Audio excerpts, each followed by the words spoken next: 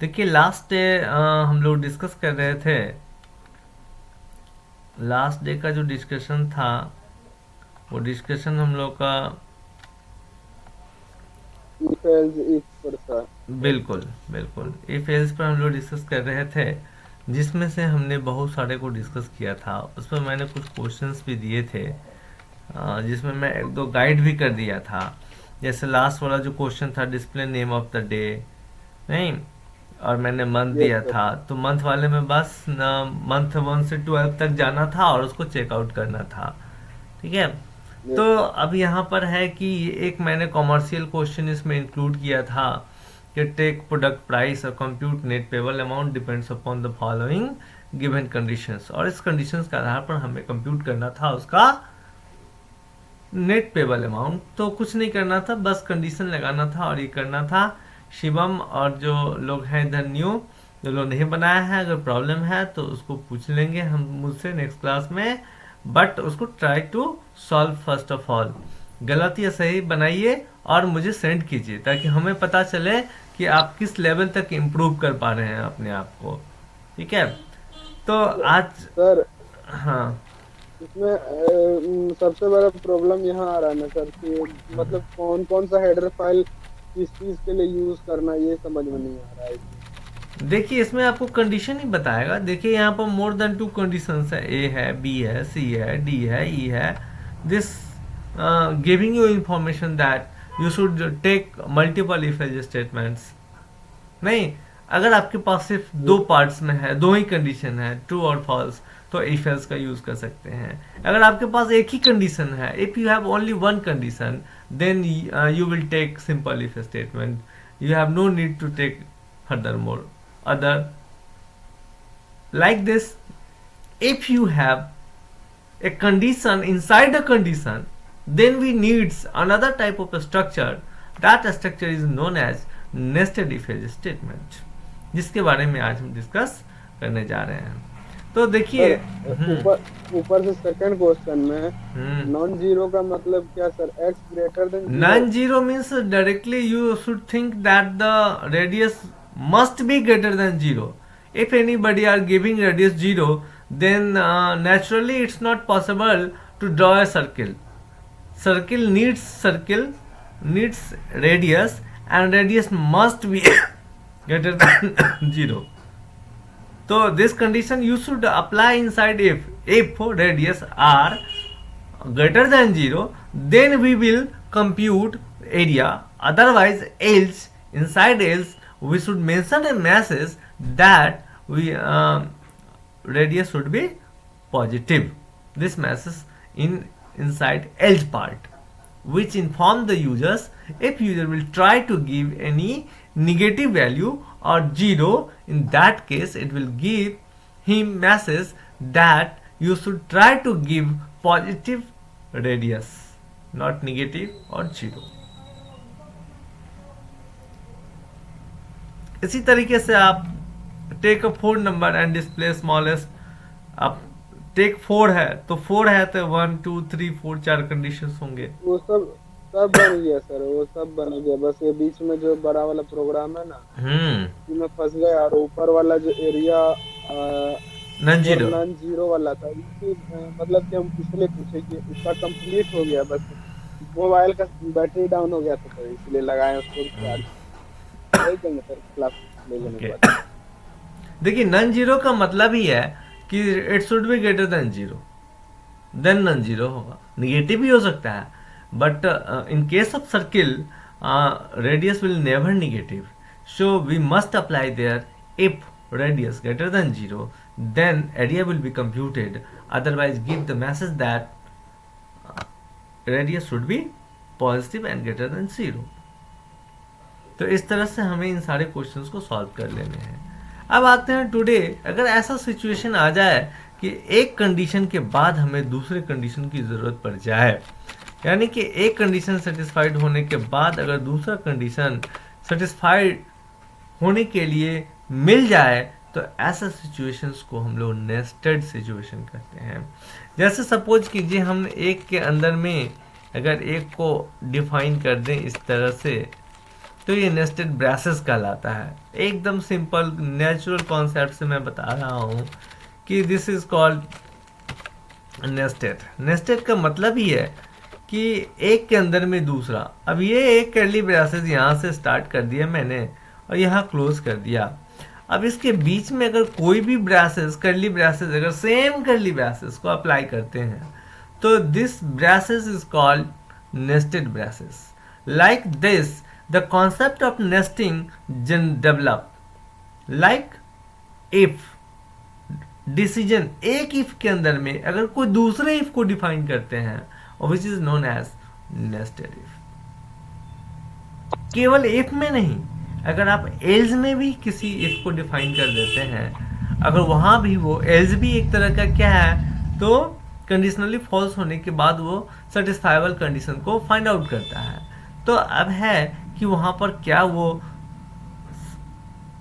If है तो nested है, अनदर इफ है नेस्टेड है, more than one if can be defined inside if and else. अब में ऐसा भी हो सकता है पॉसिबल कि इस कर्ली ब्रेसेस के अंदर और भी कर्ली ब्रेसेस हो सकते हैं and as per our requirement is can be extended.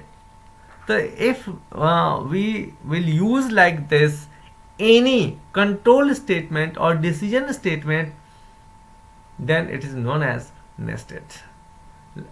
We can also use loop where a loop inside another loop, that is called nested loop. तो यहाँ हम लोग नेस्टेड लूप पर नहीं जा रहे हैं, अभी हम लोग यहाँ पर नेस्टेड इफ एल्स पर जा रहे हैं। तो चलते हैं, लिखते हैं, पहले डिफाइन करते हैं what is nested if else. लिखिए nested if else statement, a type of control statement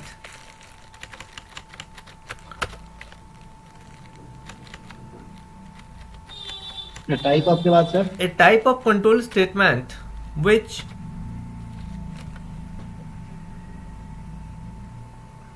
define another if statement, which define another if statement inside existing if statement or else statement,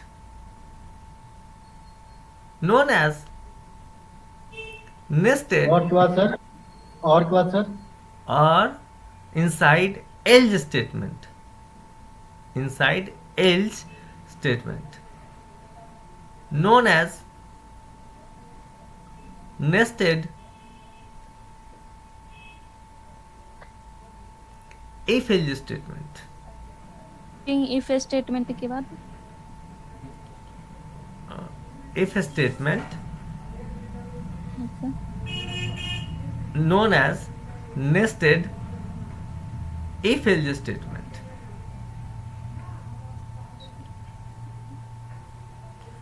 चलिए देखते हैं इसका structure क्या होगा। Structure बहुत ही आसान है।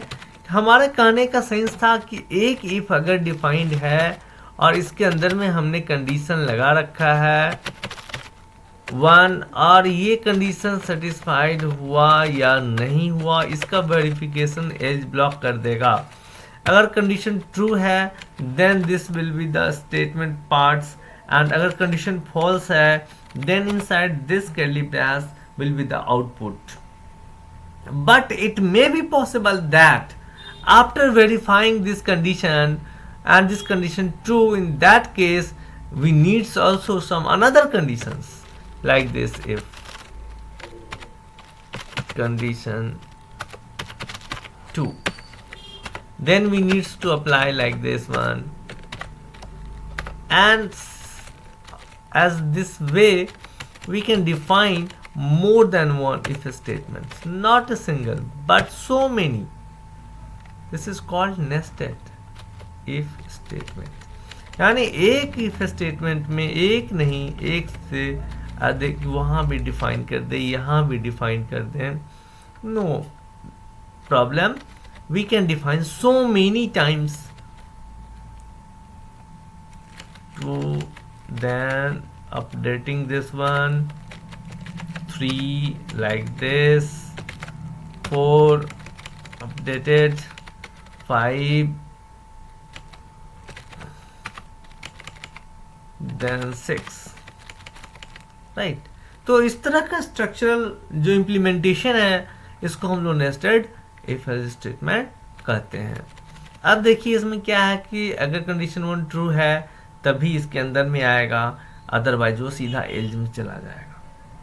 तो इन case of nested at least one condition should be verified और इट शुड नॉट वेरीफाइड, होना भी चाहिए या नहीं भी हो सकता है। अगर है तब ये इफ को चेक करेगा, इसको चेक करेगा, इसको चेक करेगा।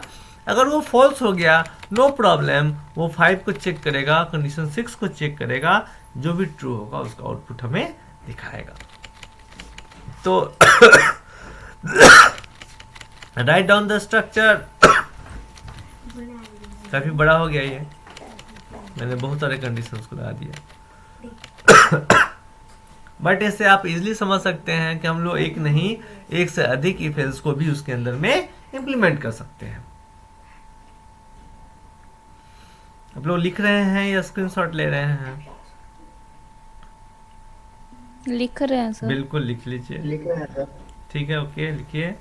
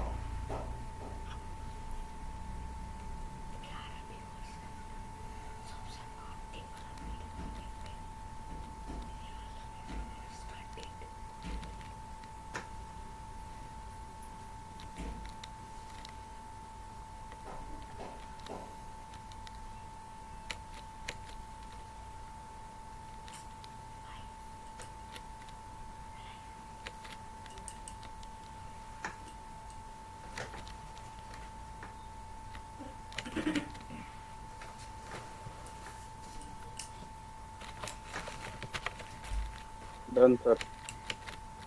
ये अब देखिए इस पर एकदम सिंपल सा क्वेश्चन हम देते हैं। पहले क्वेश्चन लिखते हैं। क्वेश्चन हमारा है बहुत ही सिंपल कि write a program to take a number, एक ही नंबर लेना है, and check the number is exist between 1000 and 5000 or not. Also check the number is 1500 comma 2000 comma 7000 comma 8000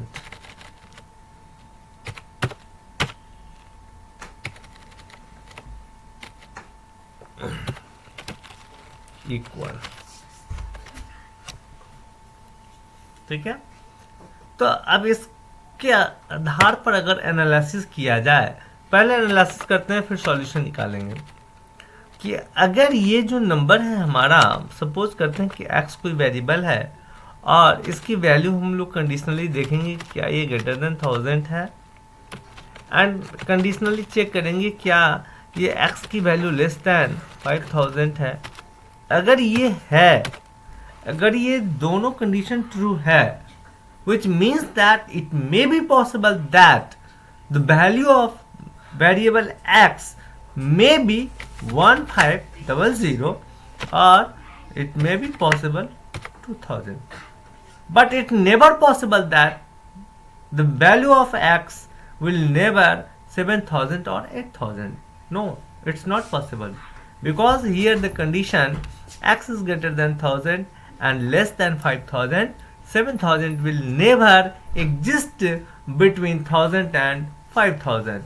8000 also never exist between 1000 and 5000. अब ये होगा कब? तो इसका जो फॉल्स पार्ट होगा, हमारा फॉल्स पार्ट जो एज वाला पार्ट होगा, अब ये पार्ट्स में पॉसिबल है कि वो 7000 भी हो सकता है और वो 8000 भी हो सकता है. अब देखिए, on the basis of this analysis I am writing a program. Okay, class MySQL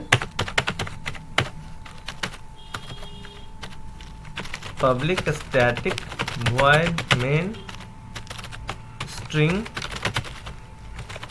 args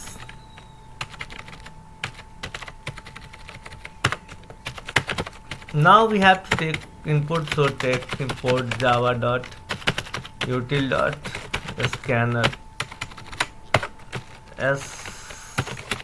scanner in new scanner system dot in and our dot println giving user message, enter a number, right?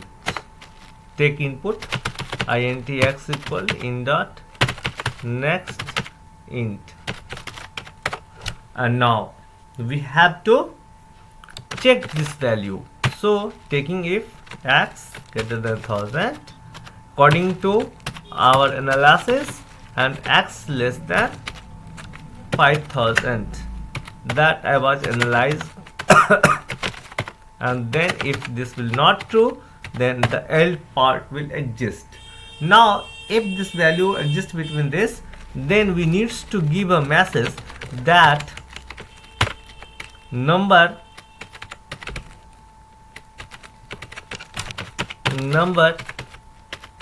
exists between 1000 and 5000.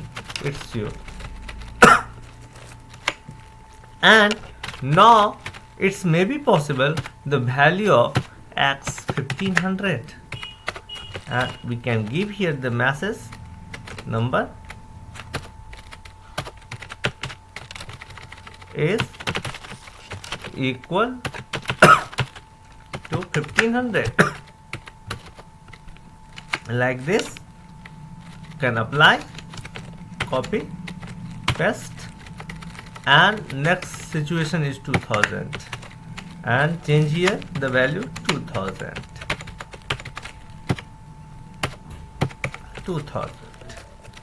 and next one here. Directly I am copying this all conditions, copy, paste.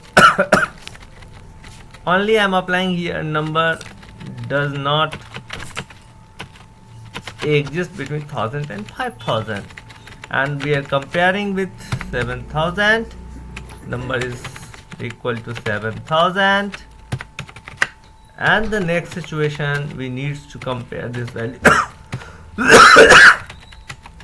8000, right? And have no more. We are saving this file, and yes, nested.java save. We need to execute, so come back cmd and then d cd java back to the name of program java nested.java.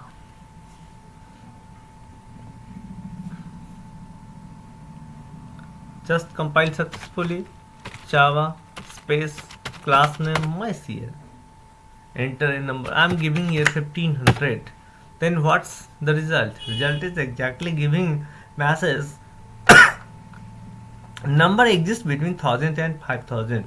It's true, and number is equal to 1500.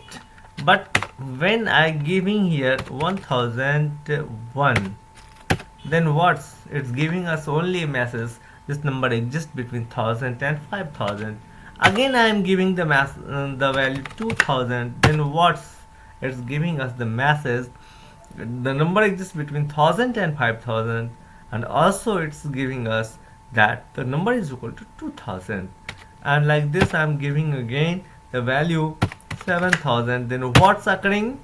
Exactly, it's going to the false else part, and then giving us message number does not exist between 1000 and 5000. It's true, and number is equal to 7000. तो इस तरह से आप देख रहे हैं कि मैंने ये एनालिसिस को कंप्यूट करके आपके सामने इस एग्जांपल को दिखाया कि कैसे ये हमारे वैल्यू को नेस्टेड स्ट्रक्चर में अप्लाई करने की फैसिलिटी प्रोवाइड करता है, कैसे हम लोग अप्लाई करते हैं नेस्टेड सिचुएशंस को। तो स्क्रीनशॉट आप ले लें।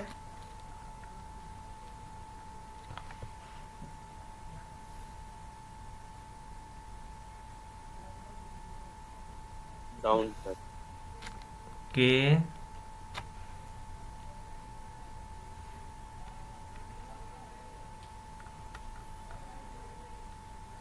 Done.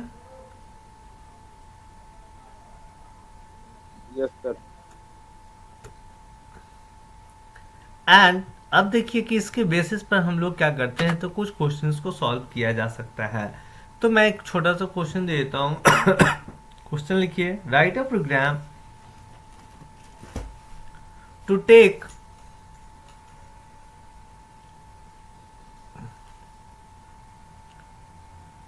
Time between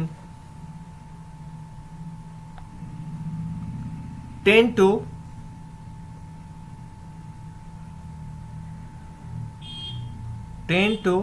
6 p.m. 10 to 6 p.m. यानी यूजर जो है सर 10, 11, 12, 13, 14, 15, 24 आवर फॉर्मेट में देगा। 10, 11, 12, 13, 14, 15, 16, 17, 18, यानी कि 10 to 6, 18 तक वो इनपुट करेगा। And compute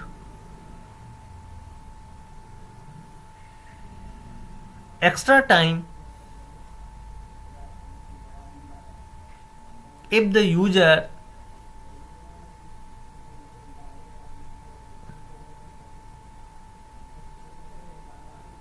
over time 20 to 30 minutes in limited time,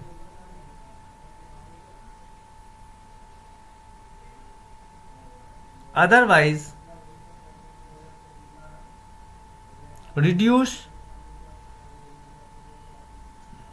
1 hour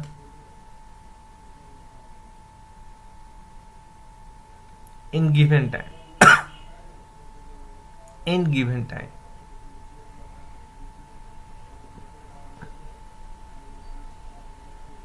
Next question, write a program to take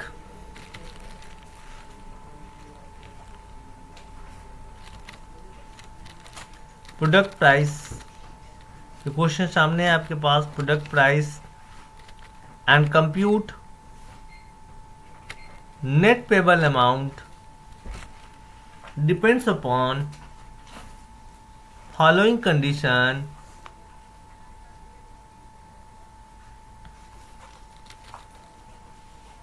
पहला कंडीशन सेम है कि if price less than 1000 no discount. Second condition हमारा है B, if price greater than equal 1000 and less than 5000 discount 5%, extra discount 2% for price 2500।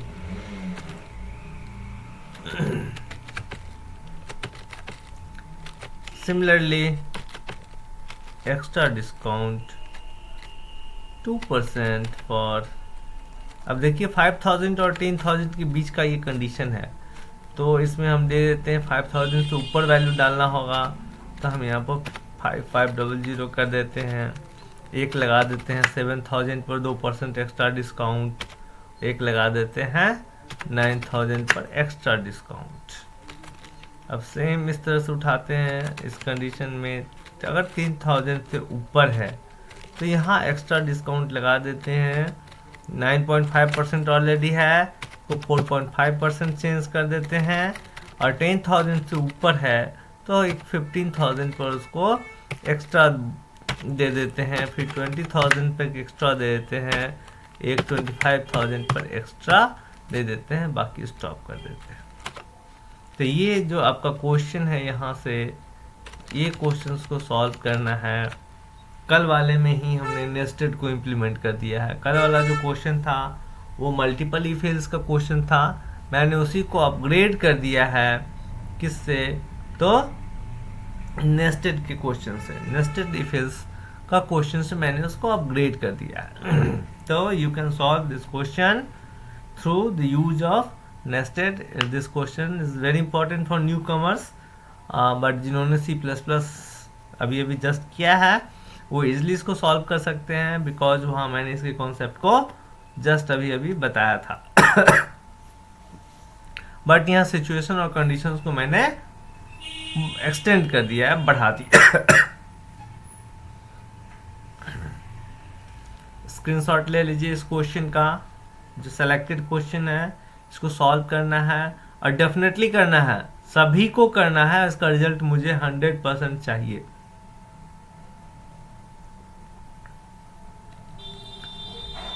अब देखिए अगला जो हमारा आता है स्विच केस स्टेटमेंट्स है। चलते हैं हम लोग स्विच केस, हेडिंग डालिए switch case statement. Switch case, क्या स्विच केस का किसी ने प्रैक्टिकल आज तक यूज किया है? एकदम लाइव यूज स्विच केस का, स्विच केस का लाइव यूज किसी ने किया है? हाँ, no sir, no sir.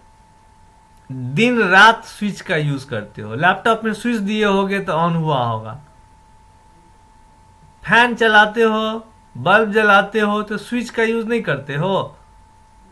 Switch का यूज करते सर, केस नहीं किया कोई अभी। अच्छा, तो बैंक के एटीएम से जाकर पैसा निकाले हो? हाँ सर। तो वहां स्विच केस नहीं रहता है, तुमको मल्टीपल ऑप्शन देता है, विड्रॉल, चेंज पिन, हाँ? नहीं रहता है मल्टीपल ऑप्शन। उसमें से एक बार में किसको चूज करते हो, सबको कि किसी एक को? एक को सर, एक को चूज करते हैं, यानी स्विच केस। मेरा था हिंदी, इंग्लिश, मराठी। हाँ। तो उसमें किसी एक को चूज करते हैं, नहीं, और वो पूरा ब्लॉक काम करता है। अगर हम विड्रॉल चूज करते हैं तो विड्रॉल जब तक कैश हमारे हैंड में नहीं आता है तब तक वो स्विच का जो केस है वो एग्जीक्यूट करते रहता है, चलते रहता है, one by one different steps को फॉलो कराता है और हम लोग ऑपरेट कर पाते हैं। तो ये सारे प्रैक्टिकल एग्जांपल्स थे स्विच केस के, जिसका डे लाइफ में हम लोग यूज करते हैं। अब है क्या कि यहाँ भी मोर देन, जब केसेज है तो मोर देन वन कंडीशंस के लिए अप्लाइड होगा, इसीलिए इसको कहा गया है कि it is a substitution of multiple if else statement. But ये एग्जैक्टली मल्टीपल इफ एल्स के साथ काम नहीं करता है, उसके जैसा कुछ काम करता है पार्शियली, बट 100% नहीं कर सकता है। तो चलिए इसको डिफाइन करते हैं। लिखिए, a switch case statement is also able to check multiple conditions, repeat कीजिएगा। a switch case statement is also able to check multiple conditions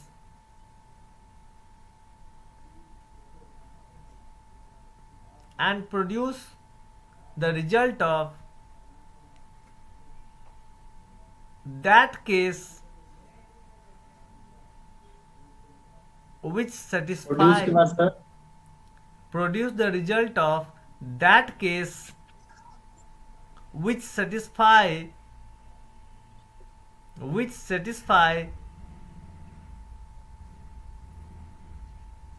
the expressional value of switch case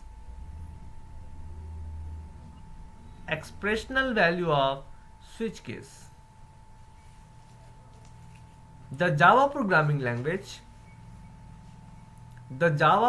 language provide keywords switch case small में break and default.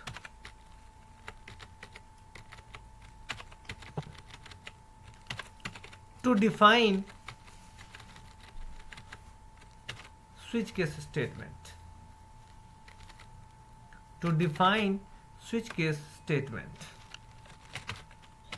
Syntax. Switch expression. अब ये expression का मतलब है कि इसमें value भी आ सकता है, जरूरत पड़ने पर हम लोग कोई कंडीशनल स्टेटमेंट को भी पास कर सकते हैं। अब देखिए इसके अंदर में हम लोग केसेस लगाते हैं। देखिए बहुत लोग क्या करते हैं, केस के बाद डायरेक्ट 1 लिख देते हैं, इसके बीच में स्पेस होना चाहिए, फिर कॉलन यूज करते हैं, फिर रिक्वायर्ड स्टेटमेंट, फिर इसके बाद ब्रेक स्टेटमेंट, फिर इसके बाद केस 2, फिर स्टेटमेंट ब्रेक, और इस तरह से हम लोग सो मेनी केसेस को डिफाइन कर सकते हैं according to our given problem. फिर जब कोई नहीं हो तब हम लोग फाइनली डिफॉल्ट को टेक करते हैं। डिफॉल्ट का काम है, ये एल्स की तरह से काम करता है कि अगर कोई भी कंडीशन सेटिस्फाइड नहीं है, कोई भी केसेस हमारे एक्सप्रेशनल वैल्यू को सेटिस्फाई नहीं करता है, तब वो फाइनली डिफॉल्ट में जाकर के बता देता है कि ऊपर दिए गए जितने भी हमारे कंडीशंस हैं वो सेटिस्फाई नहीं कर रहे हैं। एक्सप्रेशन का वैल्यू अगर 1 आएगा, केस 1 एग्जीक्यूट करेगा और ब्रेक करके बाहर निकल जाएगा। अगर इस एक्सप्रेशन का वैल्यू 2 आता है, केस 2 रन करेगा, ब्रेक करेगा, स्टॉप कर देगा स्विच को और बाहर निकल जाएगा। अगर ब्रेक को हटा दिया जाए तो अगर एक्सप्रेशन वैल्यू 1 है तो 1, 2 और डिफॉल्ट ये तीनों आउटपुट एक साथ आ जाएगा। अगर ब्रेक को हटा दिया जाए, एक्सप्रेशन की वैल्यू 2 सेटिस्फाई करेगा तो 2 का आउटपुट दिखाएगा और डिफॉल्ट का भी आउटपुट दिखाएगा। यानी ब्रेक का काम है कि जहां आउटपुट मिल गया, केस सेटिस्फाइड हो गया, तो उसके आगे अगले वाले केस में मूव नहीं करे। उससे रोकने के लिए, उसको स्टॉप करने के लिए हम लोग ब्रेक स्टेटमेंट का यूज करते हैं। लिख लीजिए सिंटैक्स। लिख लिए sir.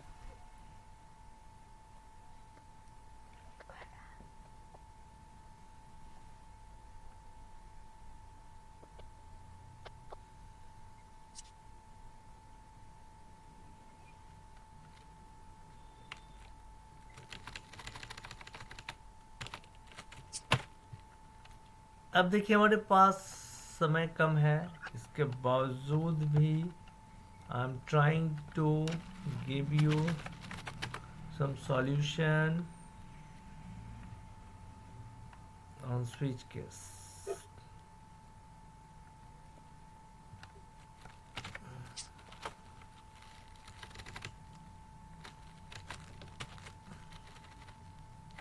I am passing here expression value x, right? Case 1.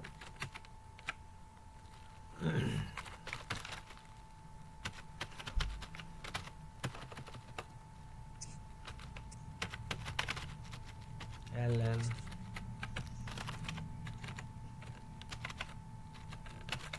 hello, just I am giving, अगर x की वैल्यू 1 हो तो हेलो, अगर x की वैल्यू 2 हो देन बाय। अब ये रन नहीं कराने देगा, इनवैलिड चॉइस। सेव कर दिए, नहीं रन होगा सर, टाइम अप थोड़ा।